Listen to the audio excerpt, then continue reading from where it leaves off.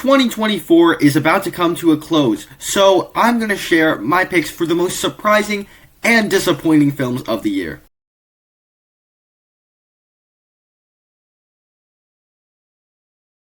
Hi, my name is Nathan, and I'd like to talk about a lot of movies on this channel. If you're new here, down below in the comment section, share your picks for the most surprising and disappointing movies of the year. When I say surprising and disappointing, I mean with surprising, it's a movie I went in with no to low expectations, and they ended up being awesome. And a disappointing movie is a movie that I thought was going to be awesome, and ended up falling way below those expectations. And so that's kind of how I sorted out this list. I narrowed each of them down to 7 movies per category, and so that's the kind of the way I'm doing this. And if you enjoy this video, click the like button, be sure to subscribe, because it really does help a lot. With that said, let's just get straight into it, talking about the biggest surprises of the year first. So when we're talking about the biggest surprises of the year, I will briefly repeat it again. It is the movies that I thought weren't going to be awesome, or I went in absolutely not knowing what they were, and they ended up being awesome. Thus, they went above expectations. Number 7, Beetle Juice 2. Beetle Juice. Now, to be fair, I have no nostalgia for the original Beetle Juice. I'd only seen that movie for the first time, a week before this movie came out. So I don't have any sort of nostalgia, anything like that for this movie.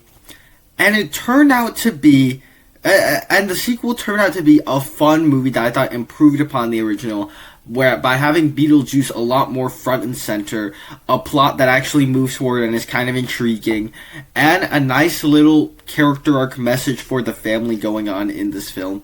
And so I thought that this movie was just, it improved on the original. It was more entertaining than the original, more engaging. I'm still not like a big Beetlejuice fan, but that doesn't change the fact that I thought this was very much an improvement. Number 6 here, Carry On. Now, this is a more recent example. If you don't know what this is a new Netflix thriller that just came out like last week. And Netflix thrillers, they don't really have the best reputation. I don't go into Netflix thrillers super excited for them, and so they do one with Taron Egerton and Jason Bateman, and I'm just like, okay, whatever. It's set at an airport, and it's directed by John Colet-Serra, who directed a bunch of Liam Neeson action thrillers. And this movie is actually one of the best Netflix thrillers that I've seen. I thoroughly enjoyed what they did with this movie. It actually has a growing sense of tension all throughout the film. It's about Taron Egerton working as a TSA agent. He wants to get a promotion, and he's being set up by this guy on the phone that he doesn't, on an earbud that he doesn't know who he is. And I thought it was just a really, really solid thriller. Very much my type of thing. Very simple, very straightforward, but plays really nicely. And so if you are looking for a new movie to check out on Netflix, check out Carry On. Number 5, Beverly Hills Cop Axel F. So the Beverly Hills Cop franchise, the original one is a classic. It's great. I'm not as crazy about the sequels to the film. And when Netflix said they were doing a Beverly Hills Cop 4, I rolled my eyes at that. I was just like, oh, what are we doing here? But then the movie came out. I actually didn't even see a trailer before watching this movie. Then it came out and I checked it out. And it was actually a nicely made Beverly Hills Cop sequel. Now, it's certainly not as good as the original, but it has several sort of nice callbacks to the original. Gives it its charm. Eddie Murphy still got it. Joseph Gordon-Levitt is just a great addition to this franchise. So, all in all, Beverly Hills Cop Axel F, a really surprisingly good sequel to this franchise that I thought was dead for a while. Number 4, Anora. Now, if you don't know what Anora is, I was a little bit late to the party on this one, and I don't tend to watch these types of movies. The essential premise of this one is that a stripper gets married to a young Russian person who has a wealthy family, and he has to go back to Russia if he doesn't marry an American woman. So he marries this stripper, and his entire family is just enraged at this decision. So, and it leads to a bunch of chaotic family ties into it. And I just thought, like, I didn't go into this with any sort of meaningful expectations, and I just think this is probably one of the best movies of the year. It can be funny. It moves at kind of a nice pace, especially once you get past the first 30 minutes of the movie, 30, 40 minutes, when the plot with the family actually kicks in. It gets chaotic. All the characters are really fun and enjoyable. And it's actually a nice little, it ties into some themes where it's a nice little exploration of kind of relationships and how real they could be. It's kind of like that, and unfulfilling, you have an unfulfilling life and you want to get out of it. It's kind of dives into those just a little bit, so I thought that this was just a real nice, pleasant surprise. Number 3, The Substance. Now, I would not have seen this movie. I would probably not have even heard of this movie if it hadn't been for I did a video, 400 subscribers, congratulating myself for... thanking you guys for me getting 400 subscribers, and somebody commented for me to watch The Substance, and so I did exactly that. I watched The Substance, and shout out to whoever commented for me to watch The Substance, but this was just probably the weirdest, bonkers movie of the year. It is very, very much, it's like out there. Like, it makes bold choices all throughout the movie. Essentially what this one's about is it's about an actress who feels like she's losing her beauty and gets this black market substance that she injects into herself in order to create a clone of herself that's younger and more beautiful. But they have to switch bodies every 7 days, and then the younger clone starts to abuse that system, and it leads to a bunch of dire consequences and crazy sort of things happening in it. It's weird. It gets weirder as it goes along, especially in the final 30 minutes where they introduce this whole monster element into it. It's ultra violent, it's gnarly, and it also has this commentary about the unrealistic beauty standards that just kind of everybody puts themselves through for no particular reason, and they keep doing plastic surgery. It kind of comments on that in real life, so this is just a wild, crazy film. Our runner-up is going to be The First Omen. This movie just looked like a totally generic horror movie when the trailers dropped for it. And I just kind of rolled my eyes at the trailers like, seriously, we're doing an Omen prequel? And with nuns in a monastery, it just looks super generic. Kind of derivative of The Nun, but doing a prequel ties to the Omen franchise.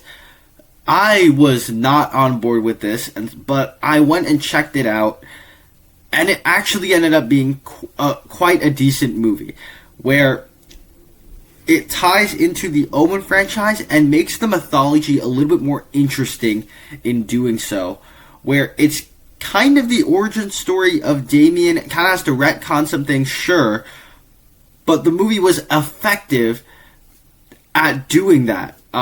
It is about nuns in a monastery, but it builds intrigue all throughout the film, leading up to the third act with these weird birth sequences. And yeah, all in all, I just thought this was a solid Omen prequel for a movie that I was absolutely not looking forward to. I thought it looked bad, but I watched the movie and I thought it was a solid Omen prequel. The most surprising movie of the year, though, is Transformers 1 for me.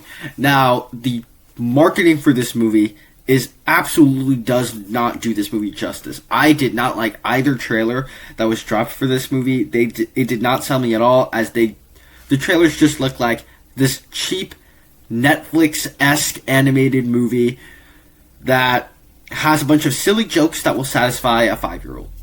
Whatever. And then it comes out on my birthday, so I think I'm going to be watching a bad movie on my birthday.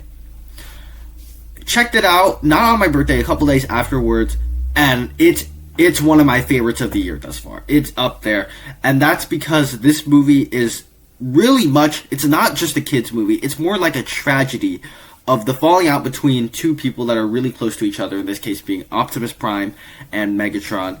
and the bond that they had and what causes them to split, and it allows you to actually sympathize with Megatron a little bit. Other reason this one just really works is that it's set on Cybertron fully.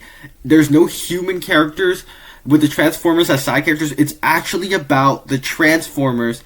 It can be funny, but it can also be tragic, and it truly is like a large in scale cinematic experience for an animated movie. So this was definitely that's my pick for the most surprising movie of the year. The movie that I went with like really low expectations ended up way up here. Transformers 1 absolutely did that. From there, let's move on to our biggest disappointments of the year. When I say disappointments, I mean movies that I went in that I thought were going to be awesome, I thought were going to be great. They fell way below those expectations. So, here are my biggest disappointments of the year. First one up here, Kung Fu Panda 4. Now, I am a big, gigantic fan of the Kung Fu Panda franchise. I love what they did with the first 3 movies. I just rewatched all of them recently. And I've sort of warmed up to Kung Fu Panda 4, I'll admit. I don't go as harsh in it as I did when it first came out. It still has its charms. I still enjoy watching Po. But this movie was just absolutely missing the heart that was so present in the first 3 films. And I was going into this expecting it to have like that charm to it while also having a heart and message. But the message here wasn't nearly as effective. I'll add to that, like, Po gives Zen the mantle of the Dragon Warrior. I didn't think that was earned at all. I didn't think that was very satisfying. So, an enjoyable enough, entirely watchable Kung Fu Panda movie with a great cover song in the credits, but just not nearly on the same level as the first 3. Number 6 here is going to be Argyle. Argyle is a movie that came out near the beginning of the year. If you don't remember, this was Matthew Vaughn's new film that was... It was a spy movie starring Stan Rockwell and Bryce Dallas Howard. And it's essentially kind of like Romancing the Stone, where Bryce Dallas Howard writes a series of books, and she's swept off in this adventure where that's very similar to her books. Kind of essentially that. And it's a movie that I had fun with when I first watched it. I had fun enough with, but I still had my issues with it. And over time, it just became this... I just thought of it as this kind of like this bizarre film, where they released a book, Argyle, by a fake author, the author from this movie, and they released this movie that I've heard is absolutely nothing like the book. And add to that, the movie is 2 hours, 20 minutes long. It doesn't need to be 2 hours, 20 minutes long. It has a whole bunch of twists, turns, and reveals. It has like 20 twists, turns, and reveals. It was just trying to do too much. It was entirely watchable. It was fun enough, but it's not one that I thought was nearly as good as it could have been or should have been, and it's not one of Matthew Vaughn's strongest films to me. And that's that. Number 5, A Quiet Place Day 1. I know a bunch of you guys loved this movie. I was a big, gigantic fan of the first 2 Quiet Place films. Love those movies, and I think they're just great. And so when they're doing a prequel set in a different setting in New York, I was really excited for it. And actually, I do give this movie a positive review, very much a mixed positive, but it was a positive review. But A Quiet Place Day 1 is not a movie that I thought was nearly on the same level as the first 2. I'm more negative on this movie than most people are. And there were things I liked about it. It still had the thrills and the chills that the first 2 had. But I just didn't find the 2 characters nearly as sort of relatable as the characters in the first 2 films. I didn't find these characters... I couldn't connect with them the way I connected with it. And I just simply didn't really care much about them. And add to that, the movie just doesn't... I don't think it had enough creature action compared to the first 2. It was much more character-based, and I wasn't really invested in the characters. And so, while I did enjoy this movie, I think it's good enough. It definitely fell below my expectations, thus qualifies on this list.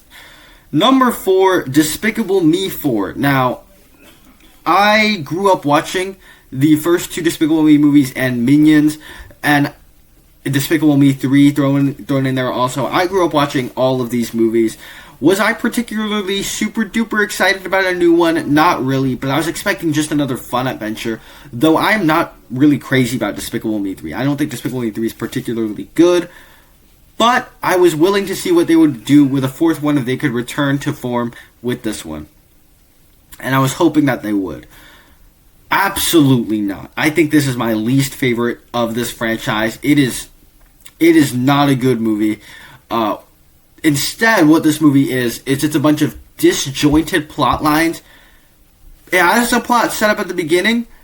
It closes out the plot at the end. And the whole middle is this disjointed, random, kind of episodic sequences where Gru's playing tennis, doing a heist for a child, the kids are going to karate class, Lucy's messing up as a barber. It's just this disjointed mess of a film that doesn't even feel like a film, and so I did not enjoy this movie at all. Number 3, Moana 2.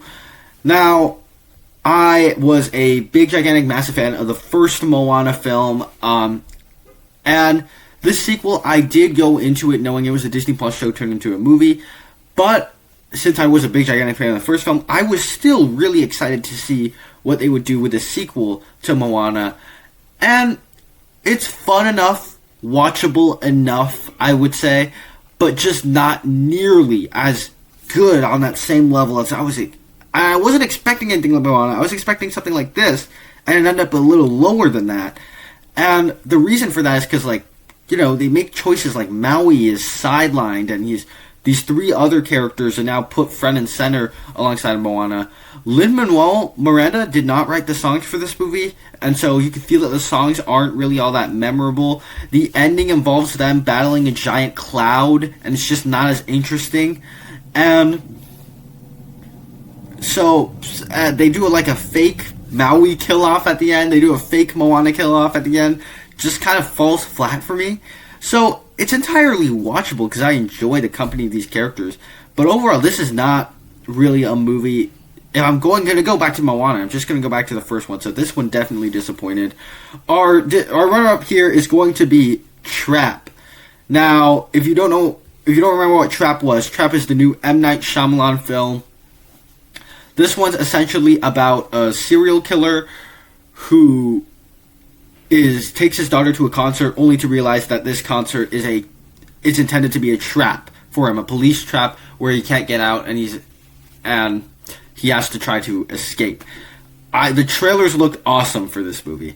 I thought maybe M. Night Shyamalan has a stick again, and it had a really good premise. I was so excited to see this movie, and I left the theater quite disappointed after watching this movie because, and I know a bunch of you guys probably really enjoyed this one. I didn't get it. The first half of this movie, a large percentage of it kind of feels like it's more focused on M. Night Shyamalan's daughter singing at the concert than the killer escaping the concert. And the ways in which he tries to escape aren't intelligent at all. It's like, hey, I pushed a lady down the stairs, but that did nothing, so let me go back to my seat. Oh, I caused an explosion in the kitchen, but that did nothing, so let me go back to my seat.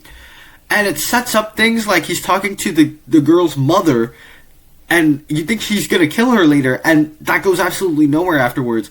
And when you get to the second half of the movie, when they're outside of the concert, the logic is just all over the place. There's so many things where, wait, how did he get here so fast? How did he change so fast? Things like that. And the way he gets defeated just feels so unsatisfying, where he, eats a pie. And so, for me, I was definitely very disappointed by this movie, because I wasn't so excited for it. The most disappointing movie of the year, though, is Joker 2, Folie à Deux. Now, the original Joker is a great tragedy of a film about a man trying to find confidence, and through that turns to a life of crime and corruption. And it's just a fantastic tragedy and character study of Arthur Fleck. But then that movie made $1 billion, and so of course they would make a sequel to it. And then they say it's going to be a musical. I didn't really know how to interpret that. Then they dropped the trailers for it, And the trailers actually looked gorgeous, especially the first teaser trailer. So I was trusty enough Todd Phillips would know what he's doing if he wanted to make a sequel to his own movie. I just did not like this movie at all. Because I got the sneaking suspicion that we're not giving the people what they want. And it seems to be very polarizing. Like, I was a little bit late to the party on this one. It seems to be very polarizing. I just did not enjoy. I didn't get what he was going for at all. Where it's gorgeously shot, sure, but the movie is it's following up the first film, and it's essentially undoing everything that the first film did. So Arthur turning into the Joker. Nope. Arthur is still just Arthur, as he confesses in the trial in this movie. The Joker is me. There is no Joker. A large percentage of it is this trial, this courtroom trial, trying to explain Arthur's innocence. And it's just telling us information that we already know. It's kind of just repeating itself over and over again. It's kind of the musical numbers. They do not add anything to the story, and they are the blandest musical numbers ever. They don't care as long as there is just a... I didn't get the message that Todd Phillips was trying to communicate with this one either. And so this one was just so overly pretentious. And so I did not like what Todd Phillips did with this movie. I'm glad some people could appreciate this one. I don't know what he was going for. And so as somebody that I went into this movie very curious, the trailers looked awesome. This movie is the most disappointing movie of the year for me. I didn't enjoy it. There you have it. Those are my picks for the most surprising and disappointing movies of the year. Down below in the comment section, share your picks over on my channel. I have more content like this. Check those out right now. Thank you guys so much for sticking around to the end. I will see you in the next one.